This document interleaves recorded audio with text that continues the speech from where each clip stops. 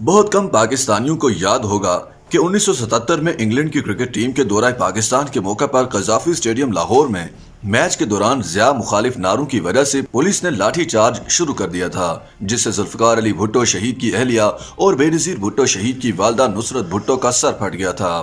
1977 میں انگلینڈ کی ٹیم پاکستان آئی تو ضیاء الحق کا مارشل لا نافذ تھا۔ ملک کے مقبول ترین رہنما ذوالفقار علی بھٹو جیل میں تھی اور لاہور ہائی کورٹ میں ان پر قتل کا مقدمہ چل رہا تھا۔ پیپلز پارٹی کے رہنماؤں، کارکنوں، صحافیوں اور ہیومن رائٹس ایکٹیوسٹ پر یہ بڑا بھاری وقت تھا، لیکن سب سے بڑھ کر بھٹو خاندان کو آزمائش کا سامنا تھا، جس کی سیاسی زمام کار نصرت بھٹو کے ہاتھ میں تھی۔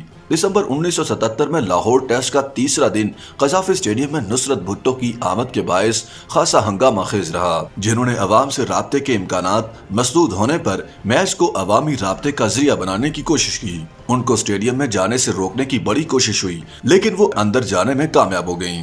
نصرت بھٹو کے اسٹیڈیم میں داخل ہوتے ہی ہر طرف ضیاء مرد آباد کے نعرے گونجنے لگے۔ چنانچہ پولیس نے پیپلز پارٹی کے حامیوں کو منتشر کرنے کے لیے آنسو گیس برسائی اور لاٹھی چارج شروع کر دیا۔ اس دوران نصرت بھٹو کو بھی تشدد کا نشانہ بنایا گیا اور ایک پولیس اہلکار کی لاٹھی لگنے سے ان کا سر پھٹ گیا۔ ان کے سر میں کئی ٹانکے لگے۔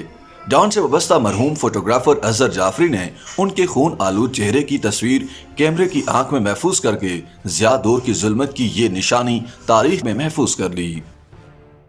YouTube پر گوگلی نیوز دیکھنے کے لیے youtube.com کی سرچ بار میں googly news T V type کریں۔ گوگلی نیوز کے پیج پر سرخ رنگ کے سبسکرپشن والے بٹن پر کلک کرنا نہ بھولیے۔ YouTube پیج پر اپلوڈ ہونے والی ویڈیوز سے باخبر رہنے کے لیے بیل آئیکن پر کلک کیجیے۔ آپ کو ہر نئی ویڈیو کے بارے میں نوٹیفیکیشن موصول ہو جائے گا۔